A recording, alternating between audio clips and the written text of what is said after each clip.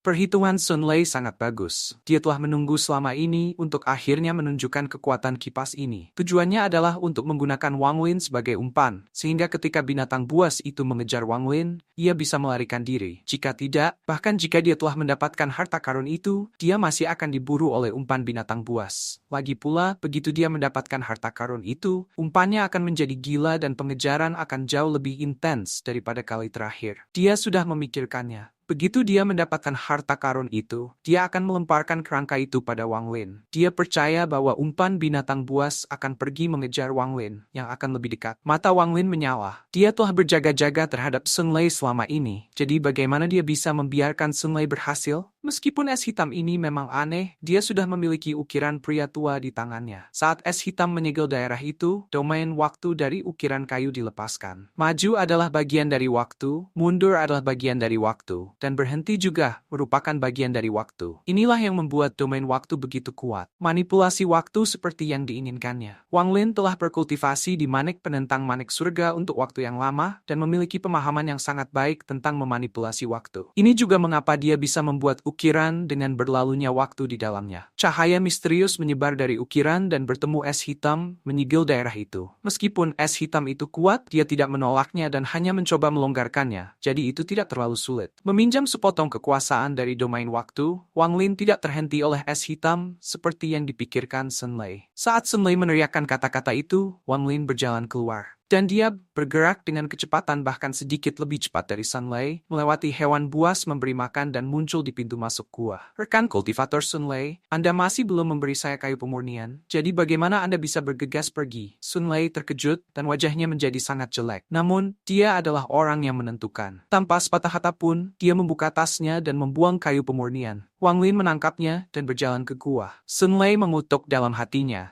Tetapi dia tahu bahwa waktunya singkat, karena setengah dari waktu mereka telah berlalu. Jadi dia dengan cepat masuk. Setelah dia masuk, dia melihat Wang Lin mengambil sepotong logam dari dada kerangka, dan tanpa sepatah kata pun pergi untuk mengambil pedang surgawi. Tetapi begitu tangannya menyentuh pedang langit, dia mengeluarkan erangan yang menyedihkan ketika lubang-lubang muncul di tangannya. Wang Lin bahkan tidak memandangnya dan menyerbu keluar dari gua. Dia mengeluarkan bendera pembatasan yang memancarkan banyak naga yang terbuat dari kabut hitam. Mereka mengepung Wang Lin dan kemudian dia menyerang langsung ke atas dan melalui dinding. Mata Sun Lei memerah saat dia mengeluarkan raungan dan meraih pedang lagi. Kali ini dia menahan rasa sakit dan akhirnya meraih pedang surgawi. Namun saat itu, dia tiba-tiba menjerit ketika tangannya ditusuk berkali-kali. Sebagian energi dari pedang menusuk tangannya dan mengenai dadanya, menyebabkan baju besi perak yang dia kenakan meleleh. Sun Lei dengan cepat menarik tangannya dan menyerah pada pedang. Dia meraung marah saat dia keluar. Dia menghitung bahwa 8 napas waktu telah berlalu, dan jika dia pergi sekarang, dia masih bisa melakukannya. Jika dia menunda lebih lama, itu akan menjadi berbahaya. Tapi tidak ada satupun di dunia ini yang dapat dihitung dengan sempurna. Pakan binatang surgawi tiba-tiba terbebas dari es hitam, mengeluarkan raungan, dan menyerbu ke arah Sun Lei. Ekspresi Sun Lei berubah. Matanya dipenuhi dengan rasa tidak percaya. Gurunya mengatakan bahwa harta itu akan membekukan area selama 10 napas waktu. Seharusnya sudah 10 napas waktu. Bagaimana mungkin cepat berlalu? Dia tidak tahu bahwa karena umpan binatang langit hitam telah menyerap bola petir dari katak guntur, ia memperoleh sedikit kekuatan surga, sehingga 10 napas waktu diturunkan dengan 1 napas. Domain waktu Wang Lin menyebabkan es hitam melambat sedikit, yang membuatnya menjadi lebih pendek dari napas waktu. Sun Lei terkejut. Tidak ada waktu untuk menghindar. Dia bisa merasakan kematian mendekatinya, dan ketika dia melihat Wang Lin pergi, rasa frustrasi yang kuat memenuhi dirinya. Sedikit kegilaan muncul di matanya saat dia menampar dahinya dan sebuah manik hitam keluar darinya. Dia mengungkapkan ekspresi memilukan yang belum pernah dilihat sebelumnya. Manik hitam ini terbentuk melalui ratusan tahun budidaya, dan akhirnya mengambil bentuk yang solid ketika ia mencapai tahap formasi jiwa. Menurut metode budidaya sektenya, manik hitam ini adalah kunci untuk membentuk jiwa asal kedua. Begitu dia kehilangan manik ini, tingkat kultivasinya akan turun secara drastis dari tahap pertengahan formasi jiwa ke tahap nascent soul. Sun Lei memejamkan mata dan berkata, "Meledak." Manik hitam itu melepaskan cahaya hitam dan meledak. Cincin cahaya hitam menyebar. Umpan binatang hitam tiba-tiba dikompresi menjadi bola untuk memblokir pukulan ini. Tapi umpan binatang buas di belakangnya yang baru saja keluar dari dinding es hitam menghilang tanpa perlawanan. Bahkan gua-gua di sekitarnya menghilang tanpa jejak. Kekuatan ledakan manik ini mencapai batas dari apa yang bisa dipegang fragmen ini, sehingga mulai runtuh. Keretakan ruang yang tak terhitung jumlahnya muncul di langit, dan mereka menjadi lebih besar dan lebih besar. Di tanah, lahar meledak dan melesat ke udara. Langit dan bumi bergetar hebat dan cahaya kematian muncul di langit. Tak lama kemudian, area besar langit dan tanah menghilang seolah-olah mereka sedang dimangsa. Saat Sun Lei membuat manik hitam itu meledak, tubuhnya menghilang tanpa jejak. Adapun Wang Lin, saat dia melarikan diri, dia merasakan kekuatan destruktif dari bawah dan kekuatan misterius yang mencegah teleportasi. Dia terkejut dan hendak menggunakan teleportasi sebelum memaksakan dirinya untuk berhenti. Dia bisa merasakan tanah di sekitarnya bergetar dan menciptakan gelombang suara gemuruh. Fragmen ranah langit runtuh? Wang Lin senang dia tidak berteleportasi, atau dia mungkin telah berteleportasi ke keretakan ruang. Wang Lin diam-diam mengutuk. Dia mengelilingi dirinya dengan bendera pembatasan dan menerjang keluar seperti kilat. Tanpa kekuatan misterius di sana, kecepatannya telah kembali normal. Tapi keruntuhan tanah itu bahkan lebih cepat.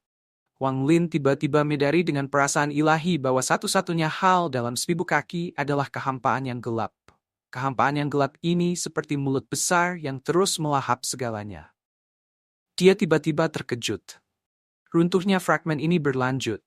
Dan dalam sekejap mata, kehampaan itu berjarak 500 kaki. Wang Lin menarik napas dari udara dingin saat dia dengan cepat terbang ke atas. Melahap terus. 500 kaki, 300 kaki, 200 kaki, 100 kaki. Wajah Wang Lin pucat. Dia masih jauh dari mendapatkan di atas tanah. Kecepatan melahap terlalu cepat. Jelas dia tidak akan berhasil tepat waktu.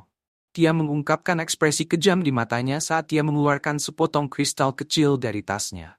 Ini adalah energi spiritual surgawi yang kental. Memakan itu semakin dekat, 100 kaki, 50 kaki, 30 kaki. Wang Lin melihat bahwa pada 30 kaki jauhnya, tampaknya ada mulut yang sudah terbuka. Dia menelan kristal dan untuk pertama kalinya merasakan sakit di jiwanya. Ini adalah rasa sakit karena memiliki terlalu banyak energi spiritual surgawi di tubuhnya. Pada saat ini, Wang Lin merasa bahwa jiwa asalnya dapat runtuh setiap saat, tetapi di tengah-tengah rasa sakit ini, sepotong kekuatan lahir. Kekuatan ini membuatnya merasa bisa memegang dunia. Kehampaan di sekitarnya semakin dekat. 30 kaki, 20 kaki, 10 kaki. Tubuh Wang Lin tiba-tiba dibebankan ke atas seperti meteor. Saat kehampaan tiba di sebelah Wang Lin, kecepatannya meningkat berkali-kali dan dia menyerbu keluar dari tanah. Saat dia menyerbu keluar dari tanah, sebagian besar tanah fragmen ini sudah runtuh ke dalam kekosongan. Di bawahnya ada ruang dengan hanya beberapa pilar yang tampaknya mengangkat langit, tetapi bahkan itu menyusut dan perlahan menghilang. Langit dipenuhi dengan keretakan ruang. Tapi Wang Lin tidak bisa merasakan hal itu, karena dia dalam keadaan gila ini, dan menyerbu dengan kecepatan lebih cepat daripada meteor. Ada banyak keretakan spasial di langit, tetapi ada lebih banyak lagi kekosongan yang terbentuk ketika keretakan spasial saling terkait.